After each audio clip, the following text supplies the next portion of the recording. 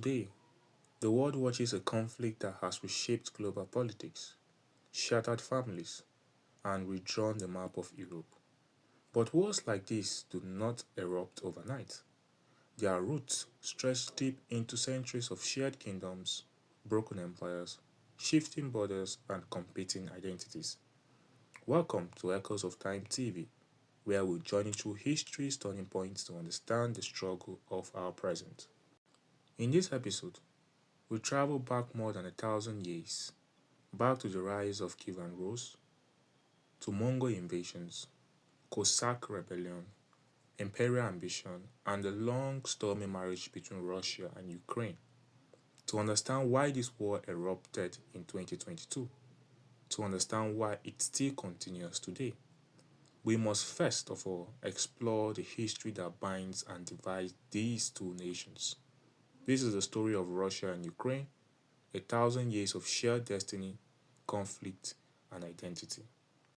It's been over 3 years since Russia invaded Ukraine in 2022, and the battle continues. Military and civilian deaths and injuries on both sides have been estimated in the hundreds of thousands, and millions more Ukrainians have been displaced. What set the stage for today's conflict is the question. Here is a look back at the long intertwined history of the contentious neighbors. The two countries' shared heritage goes back more than 1,000 years to the time when Kiev, now Ukraine's capital, was the center of the first Slavic state, Kievan Rus, the birthplace of both Ukraine and Russia. A millennium ago, it was the heart of what is known as the Kievan Rus state between the 8th and the 11th century. Norse traders, that's the Vikings, sailed the river's route from the Baltic to the Black Sea, predominantly Swedish in origin.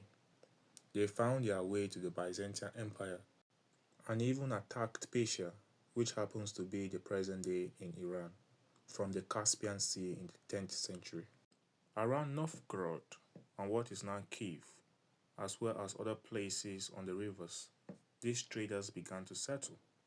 They were referred to as the Rus, which seems to have its origin in the word of men who row, since they were so closely associated with the river and their ships. Merging with Slavic, Baltic, and Finnic tribe, they became known as the Kievan Rus. In AD 988, Vladimir the Great, the pagan prince of Novgorod and the Grand Prince of Kiev, accepted the Orthodox Christian faith and was baptized in the Crimean city of Chersonesus. The next historical event that followed was the Mongol invasion. In 1223, the irresistible expansion of the Mongol horde reached the Kivanduro state. On 31st May, the Battle of the Kaka River was fought, resulting in a decisive Mongol victory. Although the horde left the region after the battle, the damage had been done already, and they would return in 1237 to complete the conquering of Kievan Rus.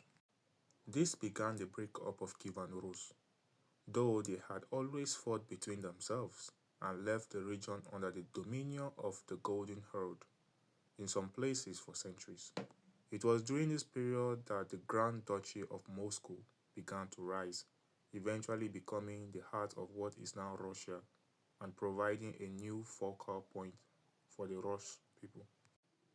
As the control for the Golden Horde slipped, Ukraine was absorbed into the Grand Duchy of Lithuania and then the Polish-Lithuanian Commonwealth for a time. This pool, often both east and west, has long defined Ukraine.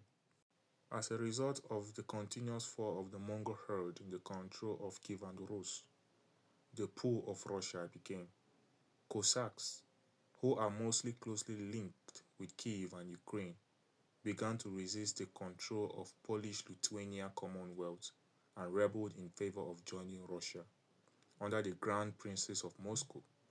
Since 1371, Russia had been slowly forming from disparate states. The process was completed in the 1520s under Vasily III. A Russian state appealed to the Rus people of Ukraine and exerted a pull on their allegiance.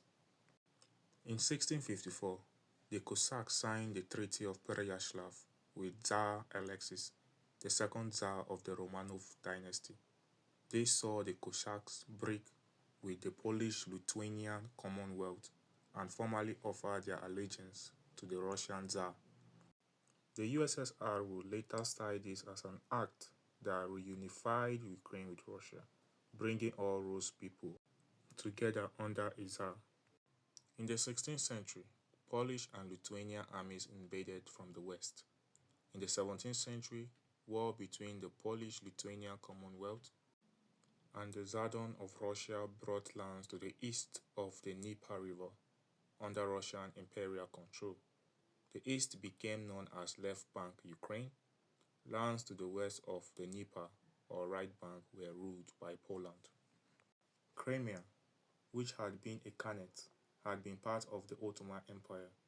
Following war between the Ottoman and Russian empires, which is historically referred to as the Russo-Turkish War, Crimea was briefly independent before being annexed by Russia on the orders of Catherine the Great in 1783, a move that was not resisted by the Tatars of the Crimea and which was recognized formally by the Ottoman Empire.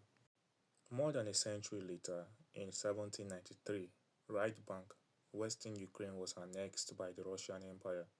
Over the years that followed, a policy known as Russification banned the use and study of Ukrainian language, and the people were pressured to convert to the Russian Orthodox faith. As a result of the Russian policies on Ukrainians, during the 19th century, a Ukrainian identity began to emerge more fully, closely linked to the region's Cossack heritage. By this stage, Russians considered Ukrainians as well as Belarusians as ethnically Russian, but referred to both groups as Little Russians.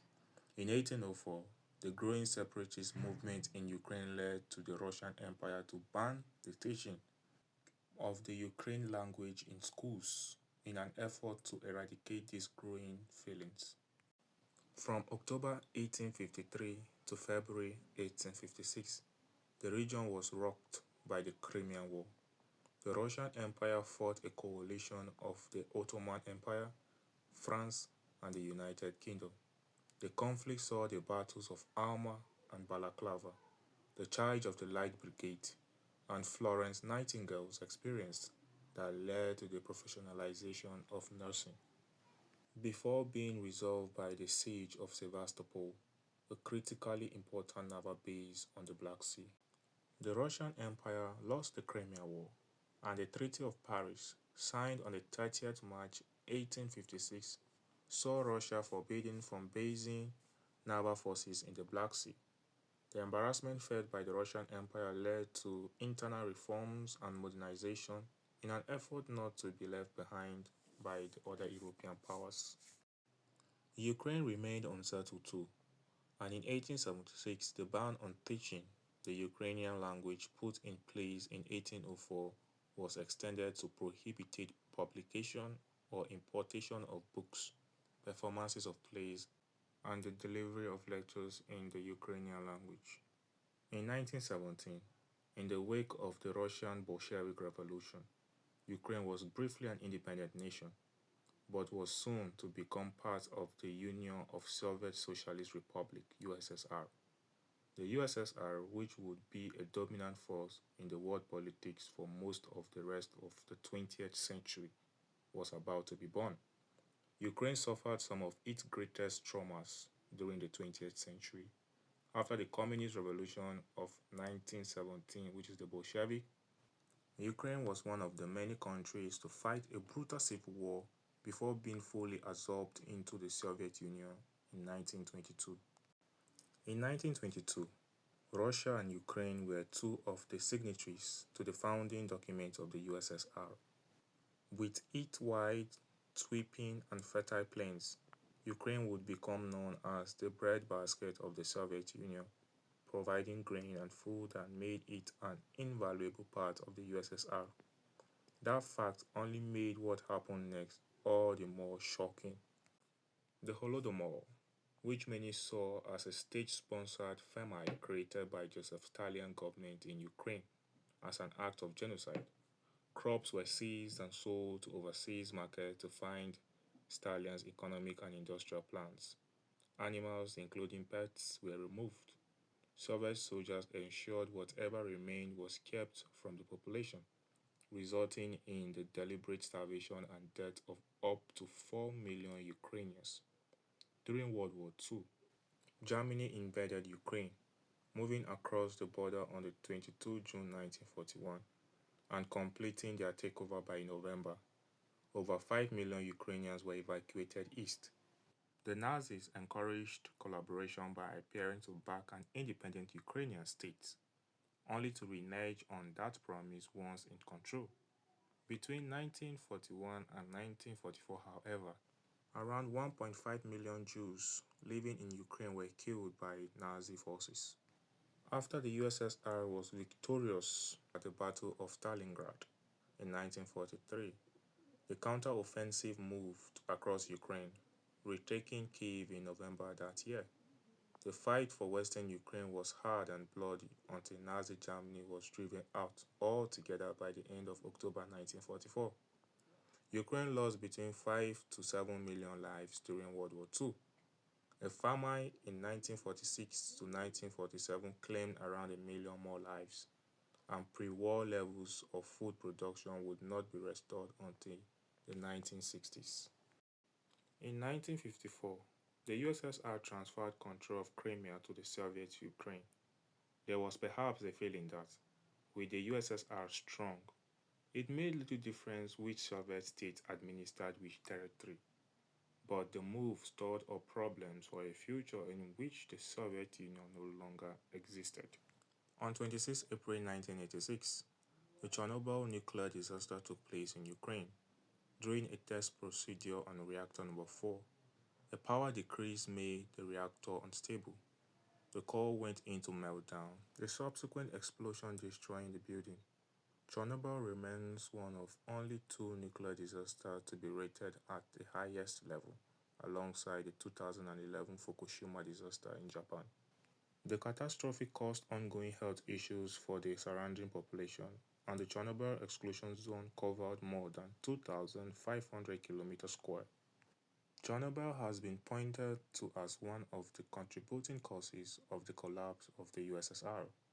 It shook faith in the Soviet government, and Mikhail Gorbachev, last General Secretary of the Soviet Union, said it was a turning point that opened the possibilities of much greater freedom of expression, to the point that the system as we knew it could no longer continue. These legacies of history created lasting fault lines because eastern Ukraine came under Russian rule much earlier than western Ukraine. People in the east have stronger ties to Russia and have been more likely to support Russia-leaning leaders. Western Ukraine, by contrast, spent centuries under the shifting control of European powers such as Poland, Lithuania, and the Austro-Hungary Empire. One reason Ukrainians in the West have tended to support more Western-leaning politicians.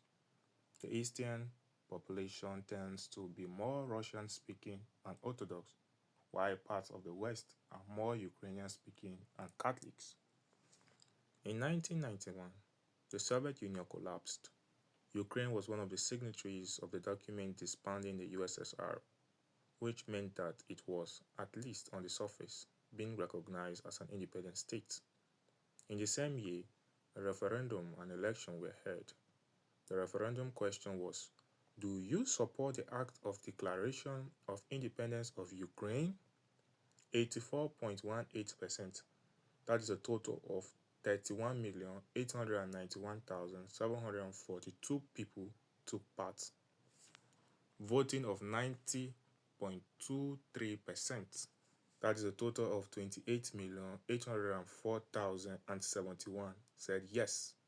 In the election, 6 candidates ran, all backing the Yes campaign, and Leonid Kravchuk was elected the first president of Ukraine. After the collapse of the Soviet Union, Ukraine became the third largest holder of nuclear weapons. although it possessed the warheads and the capacity to make more. The software that controlled them was under the Russian control. Russia and Western states agreed to recognize and respect Ukraine's independence, sovereign status in return for handing most of its nuclear capacity over to Russia. In 1994, the Budapest Memorandum on Security Assurances provided for the destruction of the remaining warheads. In 2004, the Orange Revolution took place amid protests about a corrupt presidential election. Protests in Kyiv and general strikes across the country eventually saw the election result overturned, and Viktor Yushchenko was replaced by Viktor Yanukovych.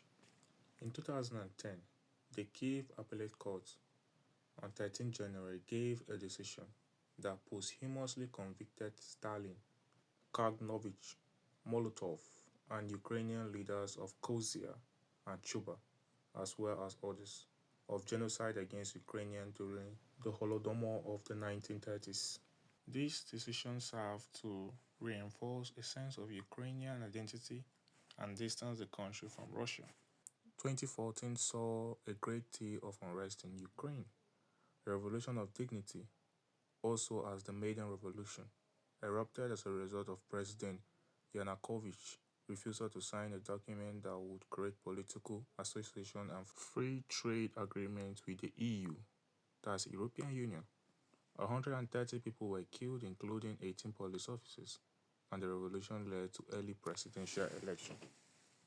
In the same year, a pro-Russian uprising in eastern Ukraine, which Russia is suspected of sponsoring according to research, and which has been termed as an invasion, saw fighting began in the Donbas region.